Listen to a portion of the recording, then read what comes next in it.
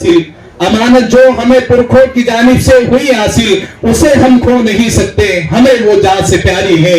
हिफाजत वक्फ की करना हमारी जिम्मेदारी है। हम तमाम की बुलंद आवाज all India Muslim personal board के मुअज़्ज़ज़ रुकन आली जनाब बैरिस्टर असदुद्दीन ओवैसी साहब का जोरदार तालियों के साथ इस्तकबाल फरमाएं। बिस्मिल्लाहिर्रहमानिर्रहीम।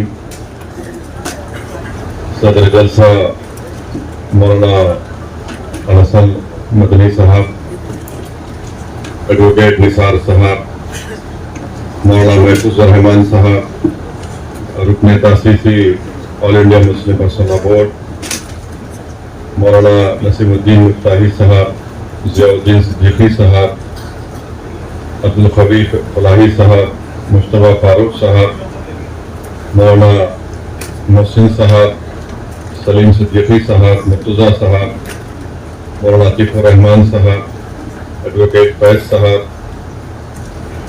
हाफिज शबीर खां साहब, मौलाना शकूर साहब और दीगर मोअज़्ज़ज़ीन व उलमाए कराम जो शहनशीन में तशरीफ़ फरमा है, मोअज़्ज़ज़ हाज़रीन इकराम, बुजुर्गाने कौम और मिल्लत, मैं आप तमाम का शुक्रगुजार हूँ कि आपने अपना कीमती वक्त निकाल कर आज के इस अहम कॉन्फ्रेंस में आपने शिरकत की। अज़ीज़ान मिल्लत, मैं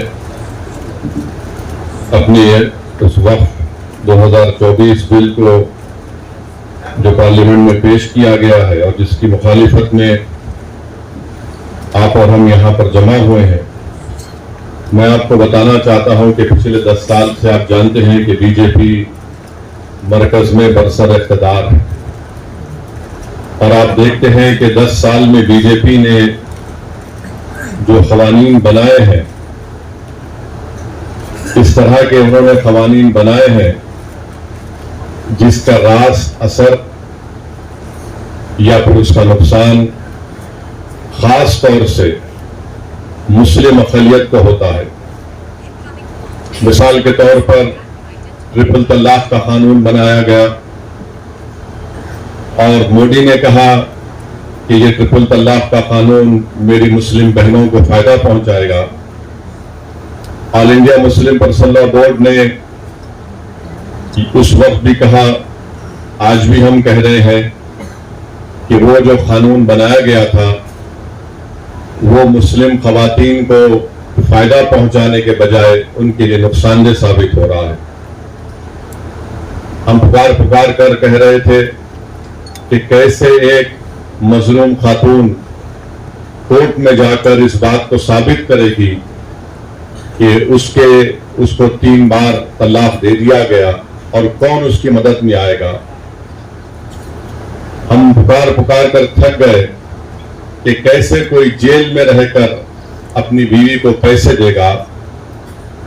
हम उस वक्त भी कह रहे थे कि अगर कोई ट्रिपल तलाक देता है और हुकूमत ये कहती है कि तलाक नहीं हुआ है, तो फिर आप किस बुनियाद पर उसको जेल में डाल रहे हैं?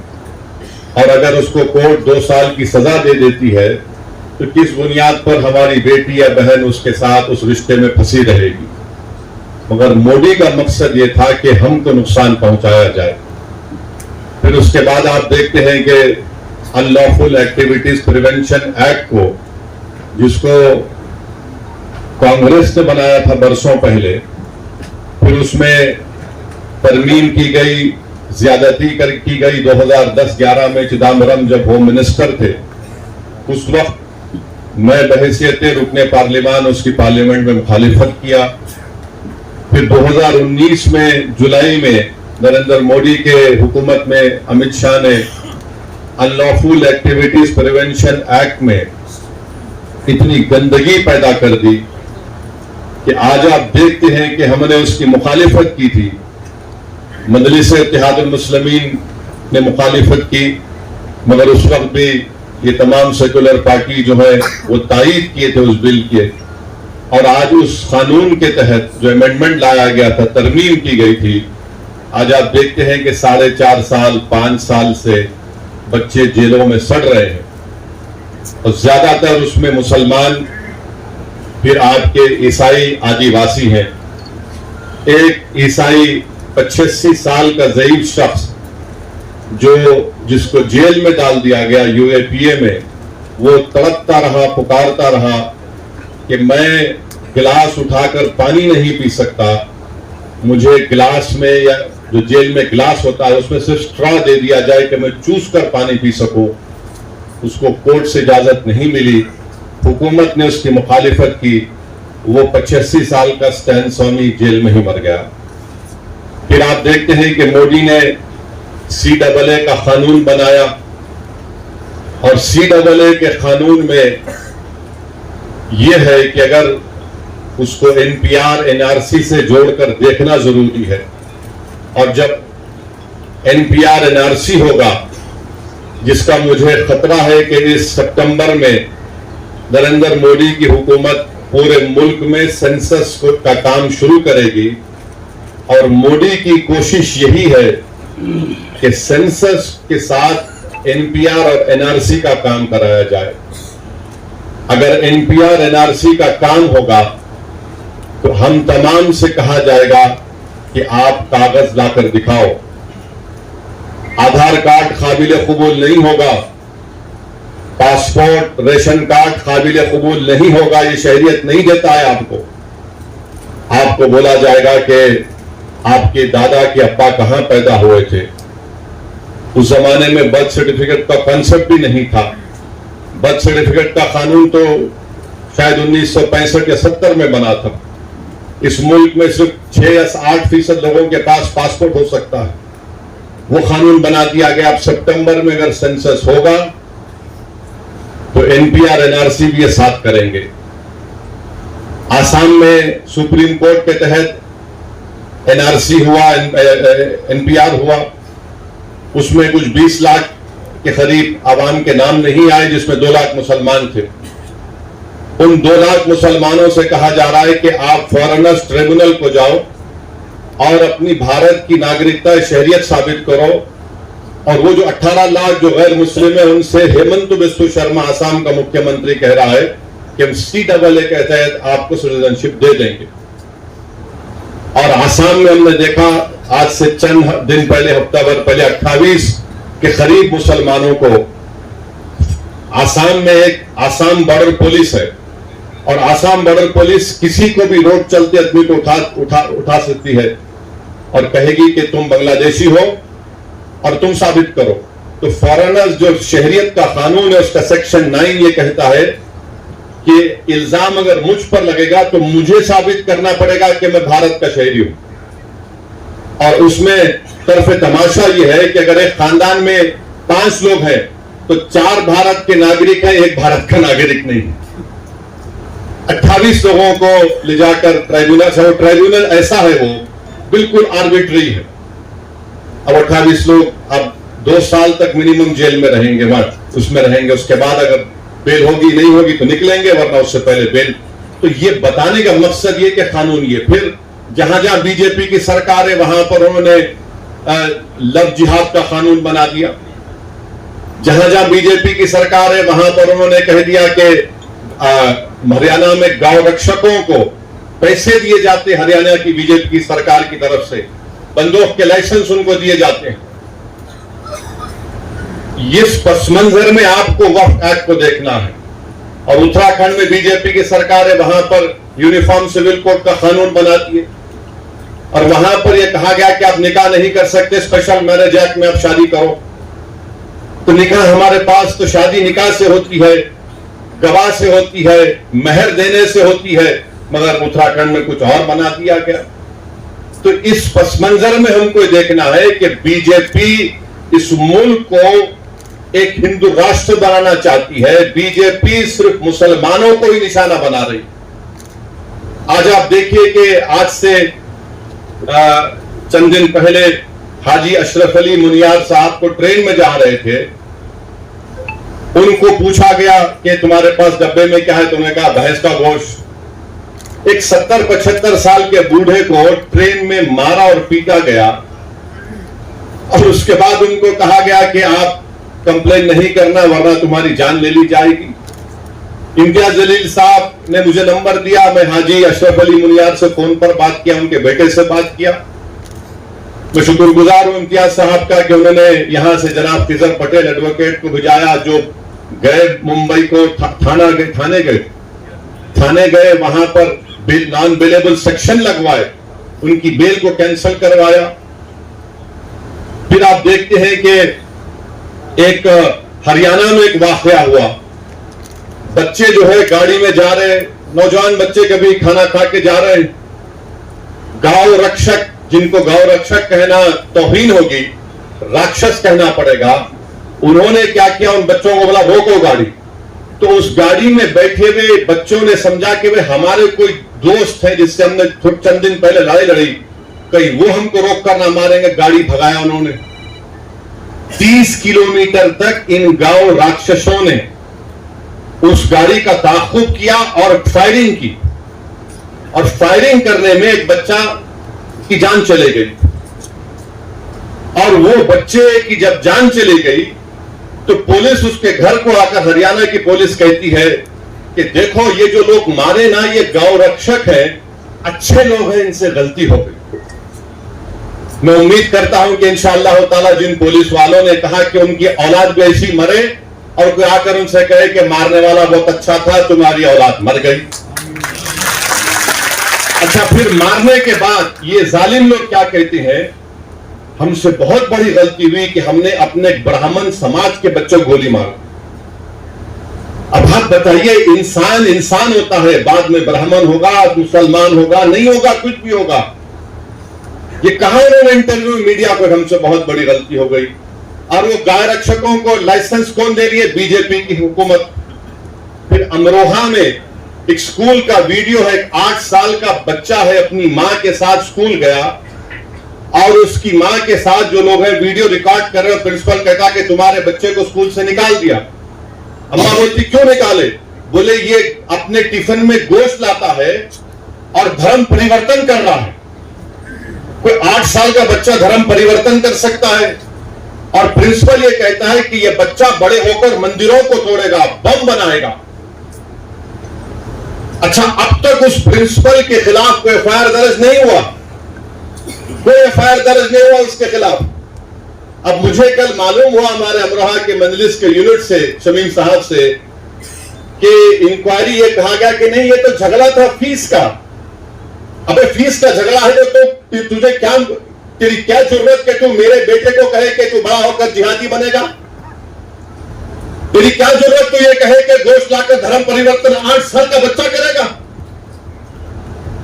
8 साल का बच्चा कोई कर सकता है धर्म परिवर्तन? बताइए आप। ये नफरत पैदा कर दी गई है मुसलमानों की तरफ से, उसका जिम्मेदार नरेंद्र मोदी है। इन्होंने एक सब तमाम किया। हां, ये 2014 से पहले भी था, मगर जिस ऊंचाई पर लेकर गए इसका क्रेडिट नरेंद्र मोदी को और उनकी हुकूमत को जाता है। मेरे अजीज दोस्तों और बुजुर्गों, इस पस मंजर में आपको देखना है कि 2024 का बिल लाया गया है। ये वक्फ की जायदाद गवर्नमेंट की प्रॉपर्टी नहीं है, गवर्नमेंट ने हमको नहीं दिया, ये मुसलमानों ने वक्फ किया अल्लाह के नाम पर। अब नरेंद्र मोदी को तकलीफ क्या है? अब तो माइनॉरिटी का जो वजारत अखिलती बहबूद में मौलाना आजाद फेलोशिप थी, जिसमें 800-900 करोड़ मिलते थे, अकलियतों के बच्चे जिसमें मुसलमान, ईसाई, सिख भी शामिल है, वो पीएचडी करते थे, नरेंद्र मोदी ने उसको भी खत्म कर दिया। अब ये कह रहे हैं कि जो जायदाद हमारे बुजुर्गों ने, हमारे आबो अजदाद ने अल्लाह के नाम पे वक्फ की, हम आपसे छीन लेंगे, हम आपसे छीन लेंगे। गवर्नमेंट ने नहीं दिया हमको, ना कांग्रेस की सरकार ने, ना जनता की सरकार ने, ना यूनाइटेड फ्रंट की सरकार ने, ना एनडीए की सरकार ने, ना यूपीए की सरकार ने, नेहरू से लेकर मोदी तक किसी वजीर आजम ने हमको वक्फ की जायदाद नहीं दी। हमारी प्रॉपर्टी है, मुसलमानों की प्रॉपर्टी है, अल्लाह के नाम पर जो वक्फ कर देगा, इसका मालिक अल्लाह है, उसको मोदी छीनना चाहते हैं। और अफसोस मुझे इस बात का होता है कि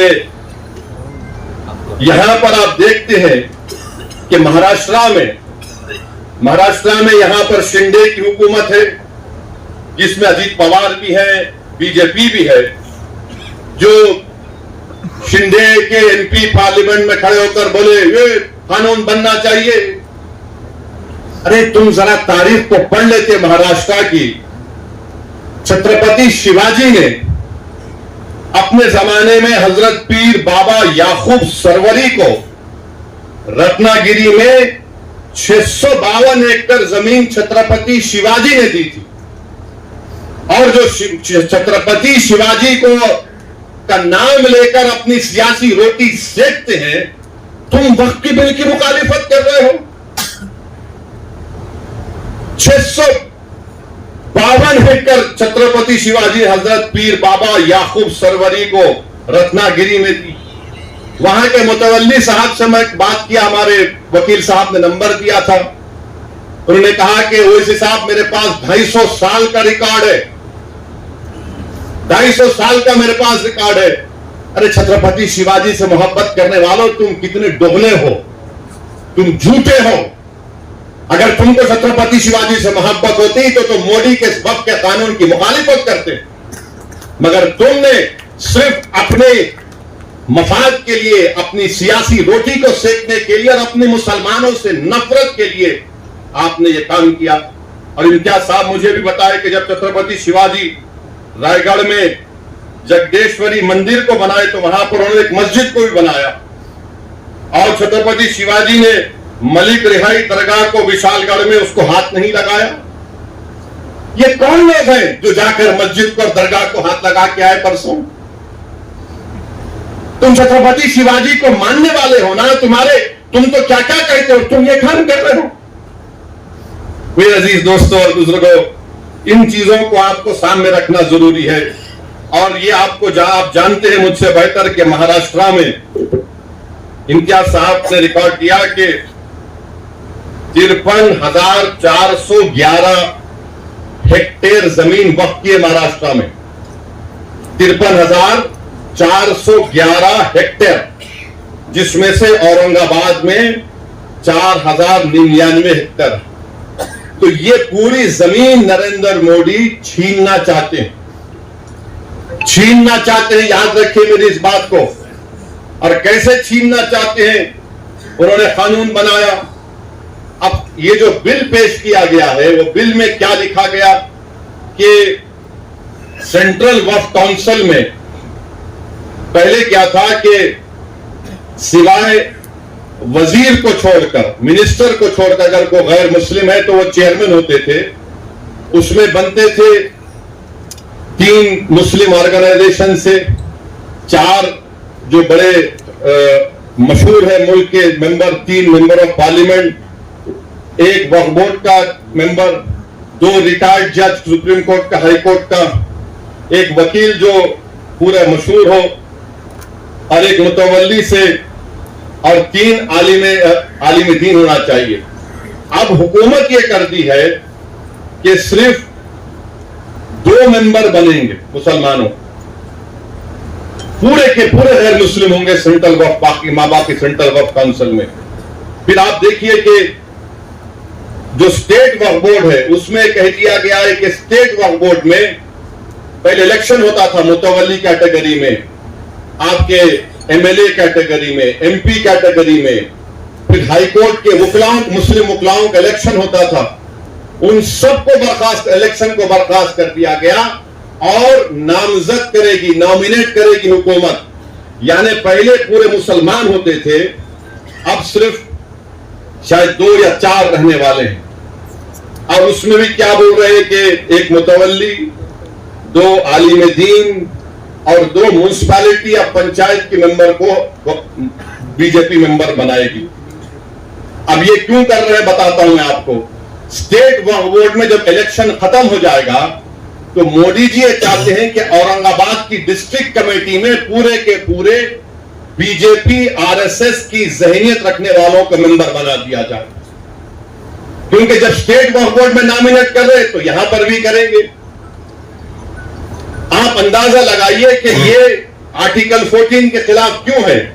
इसलिए है कि एक तो यह है कि जो आप कानून पढ़ेंगे काशी विश्वनाथ का, उत्तर प्रदेश में जो काशी विश्वनाथ का कानून है, उसमें साफ तौर पे कह दिया गया कि काशी विश्वनाथ में कोई भी गैर हिंदू मेंबर नहीं बन सकता।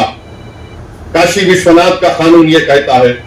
फिर आप जाकर तमिलनाडु का कानून देख लीजिए, वो भी ये कहता है कि कोई भी मुसलमान या गैर हिंदू उसका मेंबर नहीं बन सकता।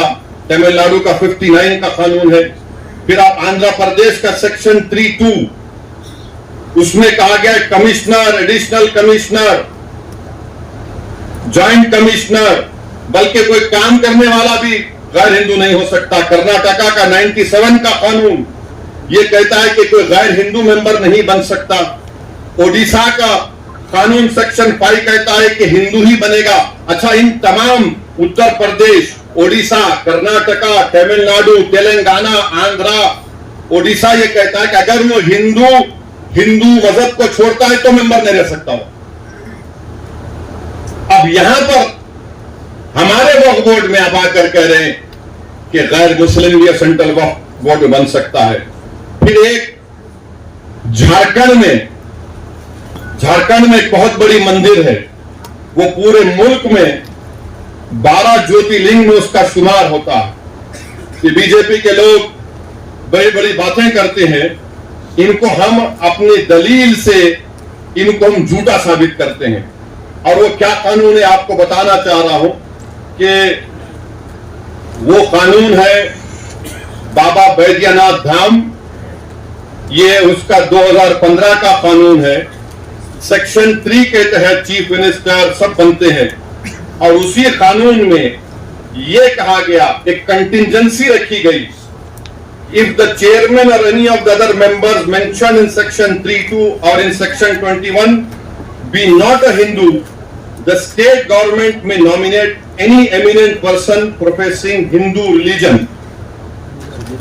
अरे आप झारखंड के बाबा बैद्यनाथ धाम का कानून ये बनाते, कंटिजेंसी रखते हैं कि अगर कोई उस मंदिर के इलाके का कोई एमपी मुसलमान बन गया तो आप अपने आप को ताकत दे रहे हैं कि वो नहीं हम किसी हिंदू को बना सकते, ये सेक्शन में कहा गया। अच्छा, फिर आपके महाराष्ट्र में पंढरपुर की मंदिर है ना, पंढरपुर की मंदिर में सेक्शन 22 सच कहता है कि डिस्क्वालीफाई वो शख्स होगा जो हिंदू नहीं होगा। पंढरपुर की टेम्पल एक्ट कहता है 73 का सेक्शन 22H, निसार साहब जानते हैं। आप नहीं बना सकते किसी गैर हिंदू को। हमारे ऊपर क्यों कर रहे हैं आप ये? इसलिए कर रहे हैं ताकि पूरी जायदादों को छीन लिया जाए। जो 72,000 हेक्टेयर जमीन महाराष्ट्र में है, जब इनके चमचे आके बैठेंगे तो वो तो बादशाह सलामत जिंदाबाद के नारे लगाएंगे ना।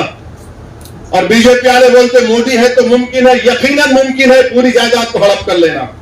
और बार बार आरएसएस वाले बोलते अरे भाई ये बताओ कि ये कुरान में लफ्ज वक्फ कहां पे आया। अरे आरएसएस वालों, दीन हम सीखेंगे उलमाओं के पैरों के पास बैठकर। तुम्हारी गंदी जबानों से हमको दीन सीखने की जरूरत नहीं है। अरे अगर आपको पढ़ना है, उलमा इकराम की मौजूदगी में कह रहा हूं कि आप देख लीजिए कि 73 मरतबा कुरान करीम में लफ्ज इन्फाक का इस्तेमाल हुआ। और फिर आप ये भी जानते हैं कि ये जो एक अरबी के आलिम दीन ने मुझे बताया कि लफ्ज वक्फ जो है ये अरबी का एक वर्ड है, वकाफा, उससे आता है। अभी जो पहले बोले नहीं कहा है बताओ, कुरान करीम में सुवर का भी जिक्र है।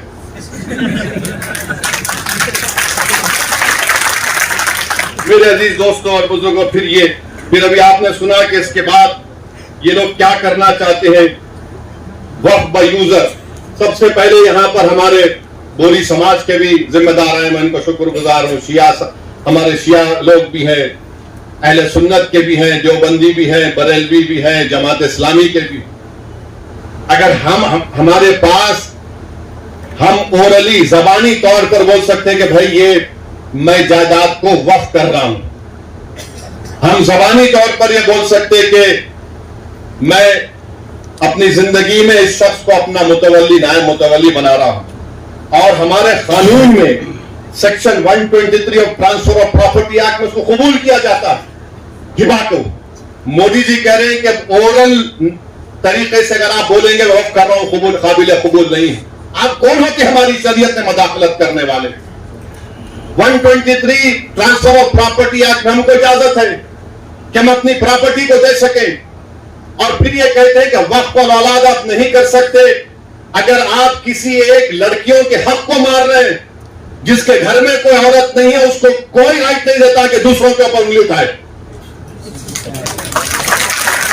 आप अंदाजा लगाइए कि कानून ये कहता है कि मैं अपनी औलाद को गिफ्ट कर सकता हूं, चाहे हिंदू हो या मुसलमान। कानून ये भी कहता है कि एक हिंदू हमारा भाई अपने विल के जरिए, विल, अगर उसको 2 औलाद है तो एक औलाद को पूरी दौलत दे सकता है। मुसलमान 1/3 से बढ़कर नहीं दे सकता है ना। अगर उसको 2 बच्चे हैं तो एक को 1/3 दे सकता, पूरी नहीं दे सकता। इन वहां के हमारे को सिखा रहे इंसाफ कि मुस्लिम खवातीन के बच्चों का हक नहीं मारना, गिफ्ट दे सकते, विल पावर आपके पास है। अच्छा, फिर आप ये भी देख लिया, अगर कोई हमारे हिंदू भाई बहन में अगर मर्द और शौहर है, दोनों काम करने वाले हैं, अगर शौहर मर गया तो शौहर के मरने के बाद उसकी जायदाद बीवी को नहीं मिलती, उसके मां बाप को मिलती। अगर वो उसकी बीवी मर गई तो बीवी की जायदाद उसके शौहर के मां बाप को मिलती। अब उस पर बात करो मोदी जी। आप हमसे कह रहे हैं हमारे पास अगर पैसा मरते हैं तो हमारे पास तरीका है किसको कितना मिलता है, ये कर रहे हैं। मतलब क्या है कि हमारे शरीयत को हमसे छीन लिया जाए। फिर उसके बाद ये उसमें ये भी बात कही दी गई कि वक्फ बाय यूजर, आंध्र प्रदेश में वक्फ बाय यूजर के बारे में आपको बताऊंगा कि उत्तर प्रदेश में 90% जायदादें, उत्तर प्रदेश में 90% जायदादें वक्फ बाय यूजर हैं। वक्फ 1 लाख, उत्तर प्रदेश में 1,22,599 वक्फ की जायदादें हैं, जिसमें से 1,12,000 तो खाली वक्फ बाय यूजर है। और वक्फ बाय यूजर का मतलब क्या है कि कोई किसी मस्जिद में उसका कब्जा है, 100 साल से है और वहां पर नमाज हो रही है, दरगाह है, खानका है, उर्स हो रहा है। अब आप बताइए, ये कह रहे वक्फ बाय यूजर नहीं होगा? यानी मैं जो लॉ ऑफ एविडेंस है, निसार साहब बताएंगे तफसील से बाद में आपको। पोजेशन का मतलब यह नहीं कि मालिक बन जाऊं, पोजेशन के लिए इस्तेमाल भी तो है। मस्जिद है, इस्तेमाल कर रहा हूं नमाज के लिए, ईदगाह है, नमाजें हो रही हैं, दरगाह है, खानकाएं हैं। तो मोदी जी को मालूम था कि उत्तर प्रदेश में 1,12,000 मुसलमानों की जायदादों को कैसे हासिल करना है, तो वक्फ बाय यूजर उड़ा दो। तेलंगाना में आप देखिए करीब 33,000 के करीब वक्फ की जायदादें। तेलंगाना में जो 33,929, जिसमें से 90% जायदादों के पास डीडी नहीं है, डीडी नहीं है। अब ये डीड का चक्कर ये है कि अगर खुदा ना खास्ता यह कानून बन जाएगा तो फिर आपको जितनी वक्फ की जायदादें हैं उसको रजिस्टर करवाने के लिए जब आप जाएंगे कलेक्टर साहब के पास, तो कलेक्टर बोलेगा कहां है इसका कागज? CAA में कागज पूछ रहे, ये कानून में भी कागज पूछ रहे। अब आप बताइए कि 300 साल, 200 साल, 100 साल पुरानी जायदादें हैं, कौन सा कागज रहेगा? कौन सा कागज रहेगा बताइए आप? नहीं, कागज लाओ तभी इसका रजिस्ट्रेशन होगा। तो वक्फ बाय यूजर आप अंदाजा लगाइए कितना बड़ा नुकसान हमारा होने वाला है। फिर उसके बाद इसमें सेक्शन 3C है, वो ये कहता है कि अगर कोई भी जायदाद वक्फ की है, यह कानून बनने से पहले और बाद में कोई भी जायदाद वक्फ की है और यह कानून से पहले और कानून के बाद वो वक्फ की जायदाद नहीं होगी, ता वक्त कलेक्टर फैसला नहीं करेंगे। कौन कलेक्टर है ये भाई? कलेक्टर साहब के पास कोई भी जाके बोल देगा कि देखो ये जायदाद वक्फ की नहीं है, ये शिवसेना वाले जाके बोलेंगे, बीजेपी RSS वाले जाके बोलेंगे। कोई कलेक्टर हुकूमत के वक्फ के खिलाफ फैसला देगा? कोई जाकर उसको वो तो कलेक्टर साहब सोचेंगे अरे भाई मेरे को तरक्की करना है। और कानून ये कहता है कि कोई भी अपने ही मामले में जज नहीं बन सकता। अपने ही केस में जज कैसा बनेगा कलेक्टर, जिसको लैटिन में बोलते न्यूमो जुडोस इन पॉजा सुआय। अच्छा, फिर कलेक्टर जब इंक्वायरी, अगर आप जाके कलेक्टर को ही पावर देती आप कि कलेक्टर को जाकर कोई बोल देगा कि साहब ये इम्तियाज जलील का घर जो है ना वो वक्फ, या फिर कोई किसी का मस्जिद बोले ये वक्फ बोल नहीं है, तो कलेक्टर साहब क्या करेंगे, ठीक है मैं इंक्वायरी ऑर्डर करता हूं। अच्छा, उसमें लफ्ज का इस्तेमाल हुआ कानून में कि कलेक्टर जिस तरह चाहे उसका इंक्वायरी का तरीकेकार अपनाएंगे। आपकी जांच है कलेक्टर की, तो जो चाहे तरीकेकार अपनाएंगे। और फिर दूसरा उसमें सुनिए, दूसरा उसमें बोलते कि कोई टाइम लिमिट नहीं, कलेक्टर साहब जब दिल में आया इंक्वायरी करेंगे, जब दिल में आया नहीं करेंगे। और तरफ तमाशा ये कि जब तक कलेक्टर की इंक्वायरी मुकम्मल नहीं होती वो जायदाद वक्फ की नहीं रहेंगी। यानी मेरी मस्जिद है और मस्जिद को कलेक्टर बोलेगा मैं इंक्वायरी कर रहा हूं तुम्हारे खिलाफ, कंप्लेंट है तो नमाज नहीं पढ़ना, तुम्हारी दरगाह है तुम फातिहा नहीं करना, तुम्हारा मदरसा है तुम नहीं तालीम दिलाना, मैं इंक्वायरी कर रहा हूं। अब इंक्वायरी सुबह कयामत तक चलेगी, आप तो महरूम हो गए। यह कानून में लिखा गया है, याद रखिए, सेक्शन 3C आपको कह रहा हूं। अब ये सेक्शन 3 का मतलब क्या है कि दिल्ली में 316 जायदादों पर गवर्नमेंट का कब्जा, राजस्थान में 60, कर्नाटका में 40, मध्य प्रदेश में 50, यूपी में 60, उड़ीसा में 55।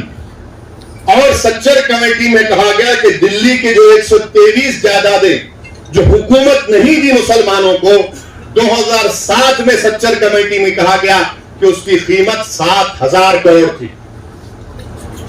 7,000 करोड़ कीमत की उसकी। आज हम 2024 में आ गए। कौन वक्फ को छीन रहा है? नरेंद्र मोदी दुनिया का सबसे बड़ा झूठा है और जालिम है। आप कब्जा करके बैठे, 84 से कब्जा करके बैठे हैं, बल्कि उससे पहले से। और 7,000 करोड़ की जायदाद, यानी कलेक्टर साहब जैसा कानून बनेगा, कलेक्टर साहब बोल देंगे नो नथिंग डूइंग। ये 123 प्रॉपर्टीज जो 2007 में 7,000 करोड़ की थी, आज 2024 में शायद कम से कम 20,000 करोड़ की हो सकती है। मोदी जी बोलेंगे नहीं नहीं भाइयों बहनों, मैं तुम्हारा भाई हूं, 20,000 करोड़ दे दो तुम मेरे को।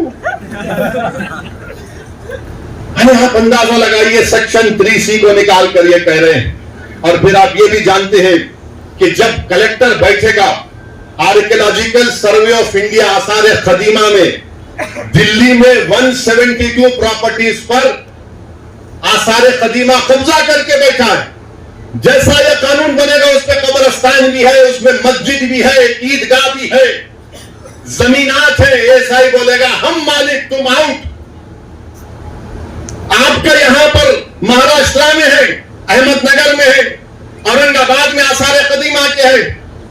और आसार कदीमा के लोग बोलते, मोदी की तरफ से बोलते नहीं नहीं हम कैसा बचाएंगे। आसार कदीमा के कानून में शेड्यूल 6 है, लिविंग मॉन्यूमेंट, अरे जिंदा मॉन्यूमेंट है। बोलते नहीं नहीं आप लोग वहां पर वो मस्जिद में मदरसा खोल दिए। अरे दीवाने, तुम्हारा आसार कदीमा का जो कानून का सेक्शन 16(1) ये कहता है कि रिलीजियस कैरेक्टर को नहीं बदला जा सकता। रिलीजियस कैरेक्टर को नहीं बदला जा सकता। वो कानून ये भी कहता है कि अगर गवर्नमेंट एक्वायर भी कर ले उस प्रॉपर्टी को, तब भी रिलीजियस कैरेक्टर नहीं बदला जा सकता। ये आसार कदीमा के लोग ये हिंदुत्व के इशारे पर नाचने वाली कठपुतली है लोग। दौलताबाद किले की मस्जिद को क्या किए थे, बोलूं मुंह खोल के अभी मैं। आजादी मिलने के 1 साल के बाद क्या नाम रख दिया तुमने उस जगह का? 16 कह रहा है कि इसके रिलीजियस कैरेक्टर को नहीं बदल सकते। मकसद एक ही है। देखिए, गवर्नमेंट का डेफिनेशन निसार साहब बढ़ा दिया गया। गवर्नमेंट का डेफिनेशन में बढ़ा दिया गया तो ऐसे ही गवर्नमेंट हो गई। और गवर्नमेंट हो गई तो आर्टिकल 12 में आप इंजस्टिस नहीं कर सकते, आप स्टेट है। आप आर्टिकल 25, 26 का वायलेशन नहीं कर सकते। मगर यह कानून ऐसे बनाया जा रहा है कि एक तरफ जमीन खींचो, मस्जिदों को छीन लो, दरगाहों को खाली कर दो, खानखाहों को बर्बाद कर दो, और आसार कदीमा में जितने मसाजिद हैं उसको छीन लिया जाए। और रिलीजियस कैरेक्टर मस्जिद है तो मस्जिद में मदरसा है, नहीं आप वजू खाना बना लिए तो मैं कहां जाके वजू करके आऊंगा, मस्जिद है ना, नमाज हो रही है। तो इनका मकसद यही है कि एएसआई के कानून को, एएसआई के जरिए से ये तमाम जायदादें हमसे छीन ली जाए। एएसआई के कानून को सेक्शन 5, सेक्शन 6, सेक्शन 8 आप पढ़िए, आपको मालूम हो जाएगा। फिर वहीं पर आप देखिए, अगर आपको ये एक और उसमें बिल में लाए कि जैसा वक्त कानून बन गया, खुदा ना खास्ता, ये 6 महीने में सब रजिस्टर कराना। अच्छा, औरंगाबाद में जितनी प्रॉपर्टी आपकी, आप बोले ठीक है भाई अब कानून बन गया, हम जाके इसको पोर्टल पे चढ़ाएंगे। कोई आरएसएस का आदमी जाकर कलेक्टर को बोलेगा नहीं ये मौलाना का मदरसा वक्फ का नहीं है, कलेक्टर साहब बोल दिए रोक दो, नहीं करना इंक्वायरी। अब इंक्वायरी चले, अब तक गया वो सेक्शन 4 में, सेक्शन 3 भी उसका कहता है। फिर कलेक्टर की रिपोर्ट, कलेक्टर साहब लिख के बोल सकते मेरे को तुम्हारा चेहरा पसंद नहीं आया, तुम ये मस्जिद पे खड़े थे, मैं इंक्वायरी ऑर्डर कर रहा हूं। ये सेक्शन 36(7) कह रहा हूं। रजिस्ट्रेशन 36(f) में जो रजिस्ट्रेशन का कानून लगाया गया, अब स्टैंप एंड ड्यूटी भी लगाना पड़ेगा आपको, आने आप वक्फ कर ही नहीं सकते। फिर सीओ है, चीफ एग्जीक्यूटिव ऑफिसर, हमेशा मुसलमान होता है तो आप उसको करेंगे। और सेक्शन 40 में सीओ का इख्तियार, अगर आप वो देखें कि किसी खबरस्तान पर वहां पर जायदाद बना रहा है तो सीओ जाकर रोक सकता है, उसको बोलता है वक्फ है। कोई जाकर मस्जिद को तोड़ रहा है तो सेक्शन 40 में सीओ रोक सकता है। मोदी ने कहा कि नहीं, ये सेक्शन 40 भी मैं निकाल देता हूं, सीओ कुछ नहीं करेगा, ये इस कानून में बात कही गई। अब फिर वक्फ की जायदाद को बचा रहे बीजेपी वाले, बोलते नंबर ही झूठे हैं। मौजूदा कानून ये कहता है सेक्शन 52 में, अगर कोई वक्फ की जायदाद को चोरी करता है, जायदाद को बेचता है तो 2 साल कैद बामुशक्कत सजा है, 2 years rigorous imprisonment. Modi ji फजीलतुल Sheikh है, हजरत मौलाना है, हजरत इब्लीस की तालीम याफ्ता मदरसे के तालिब इल्म में गोल्ड मेडल मिला उनको। उन्होंने कह दिया कि 2 साल रिगरस इंप्रिजनमेंट नहीं, 1 year सिंपल इंप्रिजनमेंट। 2 साल कैद बामुशक्कत की जगह 1 साल पहले नॉन अवेलेबल था। मोदी जी बोले जेलों को खाली कर दूंगा, वक्त को लूटो, अवेलेबल कर दिए। पहले जुडिशियल मजिस्ट्रेट के पास, फर्स्ट एमएन के पास, बोले नहीं जरूरत ही नहीं है, मैं हूं तो मुमकिन है, ये काम कर दिए। फिर उसके बाद आप देखते हैं कि लिमिटेशन का कानून, लिमिटेशन का कानून क्या है कि अगर आप किसी की जमीन पर 12 साल 12 साल आप काबिज है तो आप ओनर बन जाते। वक्त के कानून में नहीं है, आप 11 साल रहो, 100 साल रहो, 200 साल रहो। इसीलिए रत्नागिरी में वो जो मुतवल्ली जिसको छत्रपति शिवाजी ने जायदाद दी थी, वो 250 साल से बगैर के कागजात। अब अगर लिमिटेशन निकल जाएगा तो वो 250 एकड़ पर, बल्कि 652 एकड़ पर जो लोग काबिज है वो सब मालिक बन जाएंगे। मोदी जानते हैं कि पंजाब में कई ऐसी जायदादें हैं जो खाली पड़ी हुई है। तो मोदी जी बोले, एक मीटिंग में मोदी बोले मैं ड्रोन भिजा के मालूम कर लेता हूं, जाके देखो गूगल पे आप। तो शायद नरेंद्र मोदी ने ड्रोन भेजा होगा पंजाब को और रत्नागिरी को, देखोगे अरे हाँ यहां पर फायदा है। मेरे भाई, लिमिटेशन का जो मामला है, हिंदू एंडोमेंट बोर्ड में लिमिटेशन का सेम कानून है। अगर कोई हिंदू मंदिर की जायदाद पर 50 साल से भी काबिज है तो काबिज है, वो मालिक नहीं बनता। मोदी कह रहे हैं तू काबिज है, मैं तुझे मालिक बनाऊंगा, ये इस कानून में लाया गया है। और फिर उसके बाद आप देखते हैं कि ऐसी ट्राइब्यूनल का मामला है। ट्राइब्यूनल जो है वक्फ का एक ट्राइब्यूनल होता है। अगर कोई हिंदू भाई ये कहे, मिसाल के तौर पर समझा रहा हूं कि अगर औरंगाबाद में एक जायदाद को वक्फ कर दिया गया तो कैसे वक्फ होती है? गवर्नमेंट का एक सर्वे कमिश्नर होता है, गवर्नमेंट का, महाराष्ट्र सरकार का। वो सर्वे कमिश्नर जाकर देखता है कि भाई ये वाकई में जो वाकिफ है उसकी जायदाद है नहीं हो। जब मुतमईन हो जाता, सर्वे कमिश्नर महाराष्ट्र की सरकार को लेटर लिखता है कि इसका मालिक फला शख्स है, इसको वक्फ किया जा सकता है। महाराष्ट्र की सरकार गजीट इशू करती है और उस गजीट का मुखालिफत मुसलमान 1 साल तक कर सकता है और गैर मुस्लिम कभी भी कर सकता है। अब उसके बाद वो ट्राइब्यूनल को गया।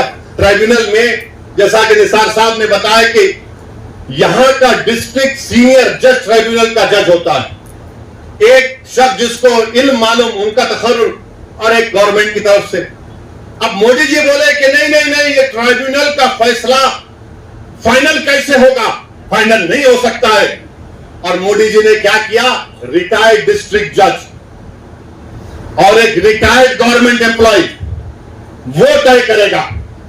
मेरे भाई, जब आप रेलवेज का ट्राइब्यूनल है, आरसीटी, एनजीटी, एयरपोर्ट का AWT, national waters dispute tribunal NBWDT, national consumer dispute redressal commission, income tax appellate tribunal, national company law tribunal, appellate tribunal for electricity, intellectual property appellate board, CIT, competition appellate tribunal, arm forces debt recovery tribunal, securities appellate tribunal, telecom dispute settlement appellate tribunal, ये सब final है, ये सब final है। मगर हमारा tribunal क्यों नहीं फाइनल होगा?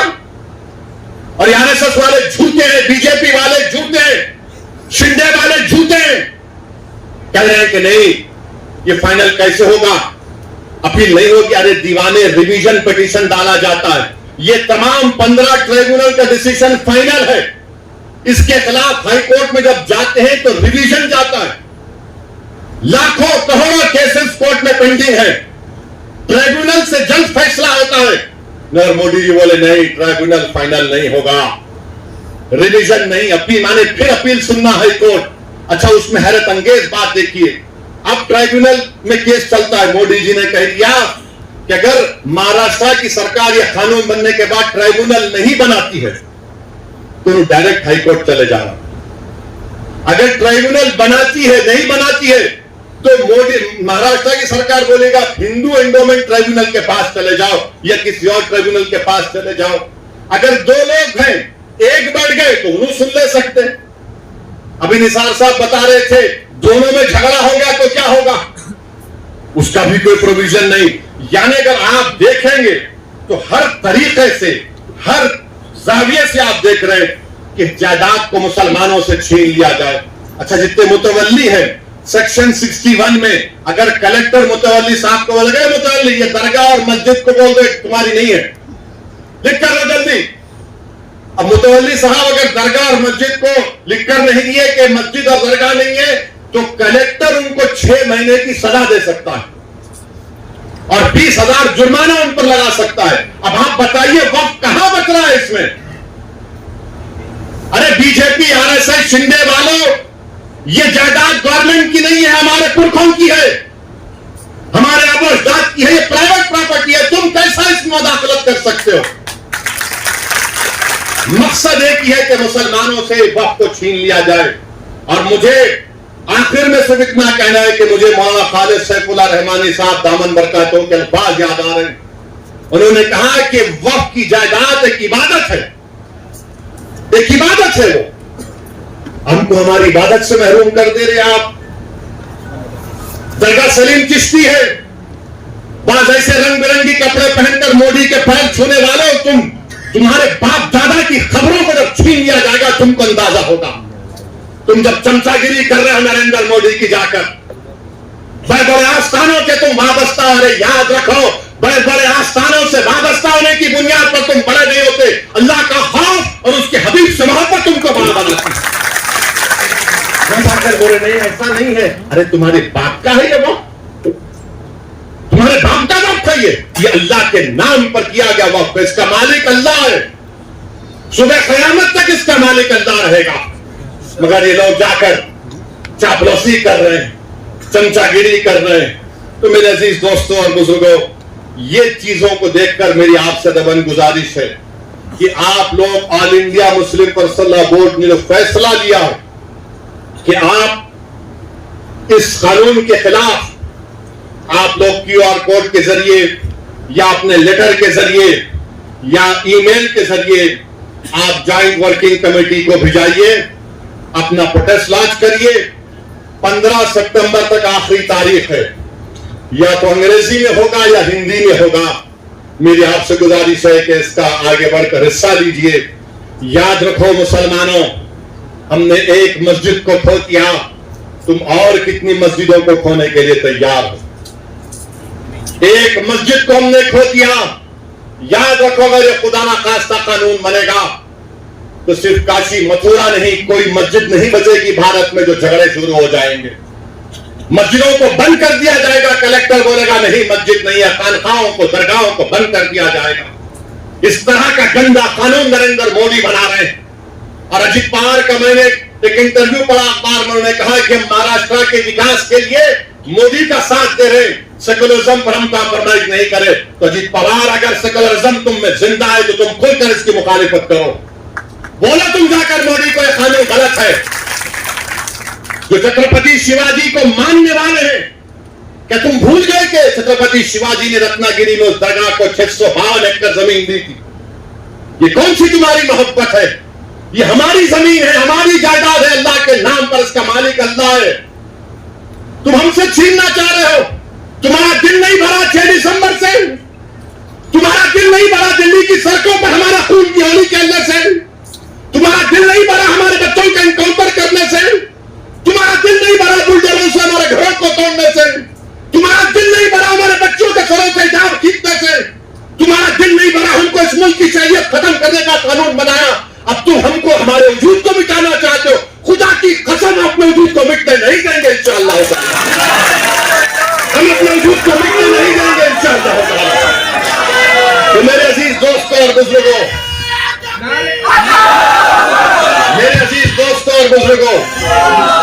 मेरी आप सबन गुजारिश है कि महाराष्ट्र के असेंबली इंतखाबात आने वाले हैं। मैं आपसे अपील कर रहा हूं, जो लोग वक्त की जायदादों को बर्बाद करने आ रहे हैं, आप और हम मिलकर उनको इंशाअल्लाह बर्बाद कर देंगे सियासी तौर पर। मेरी आपसे अपील है कि मैं यकीनन कह रहा हूं कि इस महाराष्ट्र की विधानसभा में आपको इम्तियाज जलील और मजलिस के नुमाइंदों को भिजाना जरूरी है। तुम्हारी आवाज हो। अगर तुम्हारी आवाज नहीं होगी तो कौन आवाज उठाएगा? तुम नहीं देखते पार्लियामेंट में क्या हो रहा है? तुम नहीं देख रहे पार्लियामेंट में कौन पुकार रहा है दीवानों की तरह? क्या तुमको नजर नहीं आ रहा है कि किसके कलेजे में, सीने में, किसकी आंख में आंसू है जो तोप तोप कर देख रहा है कि मेरे बर्बादी का कानून मेरी आंखों के सामने बनाया जा रहा है? कौन लगा तुम्हारी आवाज को? छोड़ो इन चीजों को। कभी अपनों को भी तो अपनाओ, अपने अपनों को तो समझो। जो तुम्हारे लिए दिन और रात मेहनत कर रहे हैं उनकी आवाज बनाकर भिजाओ। यकीनन हराना है इंशाअल्लाह ताला, इन लोगों को हराएंगे इंशाअल्लाह ताला। मगर हराने का मतलब यही नहीं है कि तुम अपनी आवाज का गला ठोक दो। तुम अपनी आवाज का गला ठोक कर कैसे दूसरों के सर पर ताज रख सकते हो? मुझे बताओ। ये तो नहीं हो सकता मेरे भाई। तो मेरी आपसे गुजारिश है कि इस बात पर भी आप गौर करिए। हम लड़ रहे हैं और लड़ते रहेंगे इंशाअल्लाह ताला। और अगर मोदी ये कानून बनाते हैं तो जैसा कि परसोल्ला बोर्ड ने फैसला लिया कि अगर एहतजाज होगा मोदी जी तो आप हमारे वजूद को मिटाना चाह रहे हैं। बेहतर यह है कि मैं रोड पर आकर अपने आप को खत्म कर लूं, मगर अपने घर में बैठकर अपनी जायदादों को छीनना नहीं देख सकता जो अल्लाह उसका मालिक है। मैं घर में बैठकर नहीं देख सकता कि जिसका मालिक अल्लाह है उसको जायदाद को छीन लिया जाए। ये हुकूमत की जिम्मेदारी होगी। आपको अगर कानून बनाना है तो रोजगार दो, कानून बनाना है तो महिलाओं को बचाओ। अरे कैसा हमारा मुल्क हो चुका है कि उज्जैन में बीच सड़क पर, फुटपाथ पर एक जालिम शैतान एक खातून की अस्मत रेजी कर रहा। ये कैसा हमारा देश हो गया है? ये गांधी का मुल्क, ये आजाद का मुल्क, अम्बेडकर का मुल्क, कि वो उसका वीडियो निकाल रहा है अस्मत रेजी का। ये कैसा हमारा वतन हो गया है जब हमने अंग्रेजों से खंदा मिलाकर जलियांवाला बाग में अपनी जानों को दे दिया। हमने काला पानी की सजाएं हमारे हिंदू भाइयों के साथ क्या की। आज एक अशरफ मुनिहार को ट्रेन के डब्बे में पीटा जाता है तो कोई उफ नहीं बोलने तैयार। बचाना तो छोड़ो, कोई बोलने के लिए तैयार नहीं है। याद रखो, जब आप अपनी लड़ाई नहीं लड़ेंगे कोई तुम्हारी लड़ाई नहीं लड़ेगा। तुम्हारी लड़ाई तुमको लड़ना पड़ेगा। तुम 70 साल से सोच कर धोखा खा चुके हो कि कोई और हमारी लड़ाई लड़ेगा। नहीं मेरे भाई, तारीख में अगर नाम लिखा जाना है तो ये वक्त है अपने लड़ाई लड़ने का, यही वक्त है अपने वोट से अपने नुमाइंदों को औरंगाबाद से भिजाने का। तो मेरी आप तमाम से गुजारिश है कि आप पर्सनल लॉ बोर्ड ने जो आपके सामने बात कही है, आप ज्वाइंट वर्किंग कमेटी को अपने एतराजात, अपना प्रोटेस्ट ईमेल और पोस्ट के जरिए भिजाइए। 15 सितंबर आखिरी तारीख है और अल्लाह से कसरत से दुआ करिए कि परवरदिगार तू हमको जिंदा रख करे, नजारे मत दिखा कि हमारी जमीनें जिसका तू मालिक हमसे छीन ली जाए। अल्लाह से हम गिड़गिड़ा कर सरबसूल होए, अल्लाह से गिड़गिड़ा कर भीख मांगे, इत्तेहाद पैदा करिए। ये कानून ना जो बंदियों के मफाद में है, ना बरेलियों के मफाद में है, ना अहले हदीस के मफाद में है, ना बोरी समाज के मफाद में है, ना अथना शरी शिया के मफाद में है, ना आगा खानी शियाओं के हक में है, किसी के हक में नहीं है। ये सिर्फ और सिर्फ मोदी जायदादों को छीनने के लिए कानून बना रहे हैं। अल्लाह इन जायदादों की हिफाजत करे, अल्लाह हमको इतने इत्तेहाद पैदा करे कि मुत्तहदा तौर पर इस कानून को रोके और अल्लाह सुब्हानहू व तआला इन ऐसे हुकूमतों को, ऐसे पार्टियों को अल्लाह सियासी तौर पर इंतखाबात में इनको शिकस्त दे, बदतरीन शिकस्त दे। वाखिर दावा अल्हम्दुलिल्लाह रब्बिल आलमीन।